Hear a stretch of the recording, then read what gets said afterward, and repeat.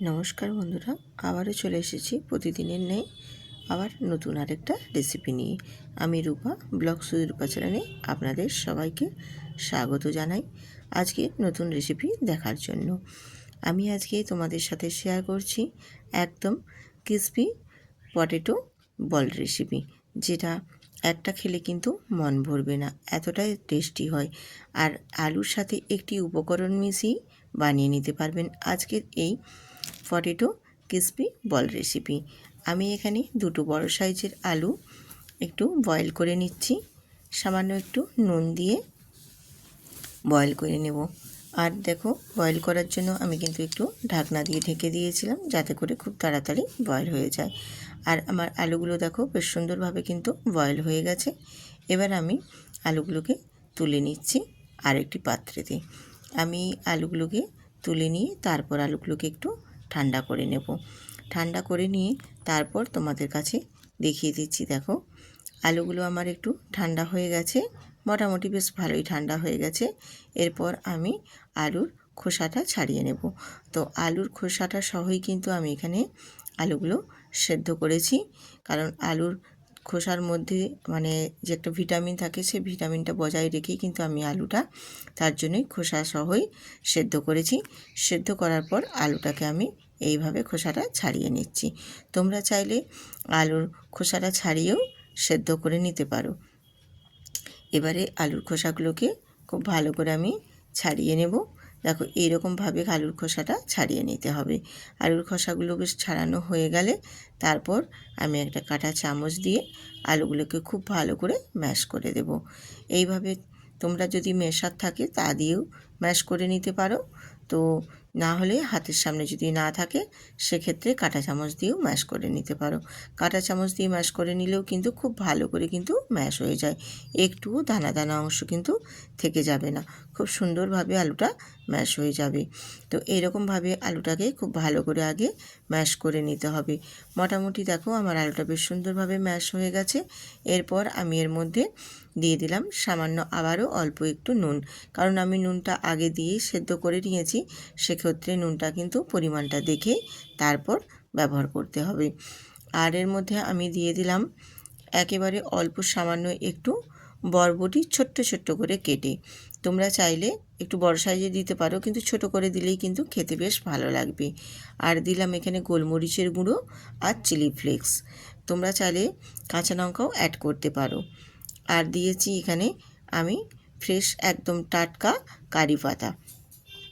তোমরা কারি পাতার পরিবর্তে যদি এখানে ধনে পাতাও অ্যাড করতে চাও সেক্ষেত্রেও করতে পারো, কিন্তু ধনে পাতা থেকে কারি পাতার ফ্লেভারটা ভীষণ টেস্টি হয় আর খেতে খুবই ভালো লাগে। তার জন্য আমি এখানে কারি পাতার ফ্লেভারটাই ইউজ করেছি।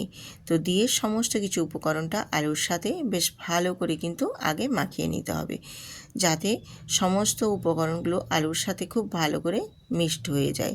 এইরকমভাবে কিন্তু খুব ভালো করে আগে প্রথমে আমি মিশিয়ে মাখিয়ে নিয়েছি আলুটাকে। সেদ্ধ করে নেওয়া আলুটাকে খুব ভালো করে আগে মাখিয়ে নিলাম। এরপর আমি ওই আলুর মধ্যে দিয়ে দেব 2 চামচ পরিমাণে কর্নফ্লাওয়ার। এই আলুর সাথে কর্নফ্লাওয়ার মিশিয়ে আজকে বানিয়ে নেব একদম ক্রিসপি মুচমুচে পটেটো বল। খেতে ভীষণ সুস্বাদু, একটার জায়গায় 10টা খেলেও কিন্তু মন ভরবে না, এতটা সুন্দর হয়। আমি এবারে কর্নফ্লাওয়ারটা দিয়ে খুব ভালো করে আলুর সাথে একটু ঠেসে ঠেসে মেখে নেব। মেখে একটা ডো তৈরি করে নেব, মানে ডোটা যেন না খুব শক্তও হয় আর খুব নরম হয়, সেই পর্যায়ে আমি ডোটা কিন্তু মেখে নেব। আর ডোটা কীরকম পর্যায়ে মেখে নিচ্ছি সেটাও তোমাদের দেখিয়ে দিচ্ছি। ভীষণ সুন্দরভাবে কিন্তু ডোটা একদম সুন্দর সফটভাবে মাখা হয়ে যাবে। এরকমভাবে ডোটা আমি মাখিয়ে রেডি করে নিলাম। আজকের এই পটেটো বল রেসিপি যদি তোমাদের ভালো লেগে থাকে তাহলে কিন্তু অবশ্যই ভিডিওটিতে একটি লাইক দিয়ে সুন্দর করে কমেন্ট করে দেবেন এবং বন্ধুদের সাথে প্রচুর প্রচুর পরিমাণে শেয়ার করে দেবেন। আর যেসব নতুন নতুন বন্ধুরা আজকে ভিজিট করেছেন তারা কিন্তু অবশ্যই চ্যানেলটি সাবস্ক্রাইব করে বেল আইকনটি প্রেস করে আমার পাশে থাকবেন। আমি দেখো যে ডোটা তৈরি করেছি সেই ডোটা থেকে অল্প অল্প করে একটু নিয়ে হাতে তালুতে গোল গোল করে ঘুরিয়ে ঠিক রসগোল্লার মতো শেপ দিয়ে গোল গোল করে রেডি করে নিচ্ছি। এরকম গোল গোল করে রেডি করে নেব আমি প্রত্যেকটাই, একদম আলুর বলগুলোকে। এই দেখো আমি যেরকম বলগুলো রেডি করছি ঠিক এইরকম পর্যায়ে আমি প্রত্যেকটা বলই রেডি করে নিয়েছি। আর বলগুলো দেখতেও কিন্তু ভীষণ সুন্দর হয়েছে, দেখুন কত সুন্দর একদম বলগুলো গোল গোল হয়ে রেডি হয়ে গেছে। এই রকম বলগুলো রেডি করে নিয়ে এরপর এটাকে আমি এক সাইডে সরিয়ে রেখে দেবো। এরপর চলে আসবো গ্যাসেতে। গ্যাসটা অন করে দিয়ে আমি একটা কড়াই বসিয়ে দিয়েছি, আর কড়াইয়ে বেশ কিছুটা পরিমাণে আমি তেল দিয়ে দিলাম, কারণ আমি বলগুলো এই তেলের মধ্যেই ডুবো তেলে ভেজে নেব। আর তেলটা গরম করে নিতে হবে প্রথমে একটু মিডিয়ামে রেখে, তারপর যখন খুব গরম হয়ে যাবে আমি এক এক করে এই বলগুলো ওই তেলের মধ্যে ছেড়ে দেব। আর বলগুলো ছেড়ে দেওয়ার পর গ্যাসের ফ্লেমটা কিন্তু একদম লোতে করে দিতে হবে। লোতে করে দিয়ে একটু সময় নিয়ে আস্তে আস্তে করে এই পটেটো বলসগুলোকে ভেজে নিতে হবে। তাহলে পটেটো বলসগুলো ওপর থেকে যেমন ক্রিস্পি মুচমুচে হবে, ভেতরটাও কিন্তু ভীষণ সুন্দর হবে। আর একেবারে ভেতর পর্যন্ত কিন্তু ভাজাটা সুন্দরভাবে হবে। এইরকমভাবে ভেজে নিলে পটেটো বলসগুলো খেতে ভীষণ সুন্দর হবে আর ভীষণ মুচমুচেও হবে। আমি কিছুক্ষণ অপেক্ষা করে ভেজে নিয়েছি। তারপর আস্তে আস্তে করে একটু খুন্তির নাড়া দিয়ে আমি বলগুলোকে এপাশ ওপাশ করে নাড়াচাড়া করে দেব। একটু সময় নিয়ে ভেজে নেওয়ার পর কিন্তু তারপরেই নাড়াচাড়া করতে হবে। সঙ্গে সঙ্গে করলে কিন্তু ভেঙে যাওয়ার ভয় থাকতে পারে, একটার গায়ে একটা জড়িয়েও যেতে পারে। তার জন্য একটু সময় নিয়ে ভেজে নেবেন, দেখবেন আস্তে আস্তে কালারটা খুব সুন্দরভাবে চেঞ্জ হবে। আর একদম বেশ লাল লাল করে একদম সুন্দরভাবে উপর থেকে দেখবেন কালারটা চেঞ্জ হয়ে বেশ ভালোভাবে ভাজাটা হয়ে যাবে। আর এই রকমভাবে গ্যাসের ফ্লেমটা একদম লোতে রেখে ভেজে নিলে তাহলে বেশ আস্তে আস্তে করে কালারগুলো যেমন সুন্দর হয়ে ভাজা হয়ে মুচমুচে হবে, ভেতরটাও কিন্তু ভাজাটা বেশ সুন্দর হবে। ভেতর পর্যন্ত একদম ভাজা হবে, খেতে ভীষণ সুন্দর লাগবে। এরকমভাবে দেখুন নাড়াচাড়া করে করে কালারটা বেশ সুন্দরভাবে দেখো চেঞ্জ হয়ে গেছে।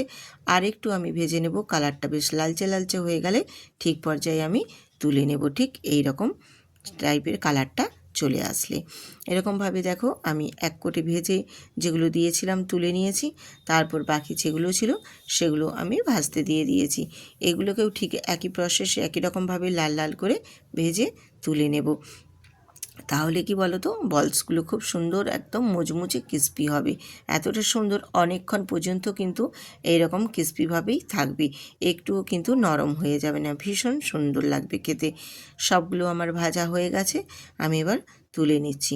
তুলে নিয়ে তারপর তোমাদের দেখিয়ে দিচ্ছি। দেখো কতটা সুন্দরভাবে ভাজা হয়ে গেছে, দেখেই কিন্তু মনে হচ্ছে মানে খুবই ক্রিস্পি হবে, সেটা কিন্তু ওপর থেকেই দেখেই একদম বোঝা যাচ্ছে। এইরকমভাবে বানিয়ে নেবেন, খেতে ভীষণ সুন্দর লাগবে। আর আমি তোমাদের দেখিয়েও দিচ্ছি, আওয়াজটা দেখো।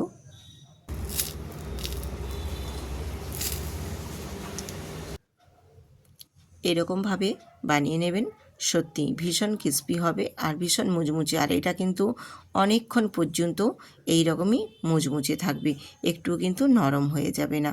এই রকমভাবে একবার হলেও বাড়িতে বানিয়ে দেখবেন। আলুর সাথে সামান্য একটি উপকরণ মিশিয়ে বানিয়ে নিতে পারবেন এবং বাড়ির সবাই কিন্তু খেয়ে প্রশংসা করবে এবং একটার জায়গায় দুটো তিনটে চারটে খেলেও কিন্তু মন ভরবে না, এতটা সুন্দর হয়। তো এই রকম নিত্য নতুন রেসিপি পেতে আমার চ্যানেলটি কিন্তু অবশ্যই সাবস্ক্রাইব করে পাশে থাকবেন। আবার আসবো এই রকম নিত্য নতুন অনেক অনেক সুন্দর সুন্দর রেসিপি নিয়ে। ততক্ষণ সবাই সুস্থ থাকুন, ভালো থাকুন। আবার আসবো আরেকটি নতুন রেসিপি নিয়ে। আজ এখানেই রাখছি।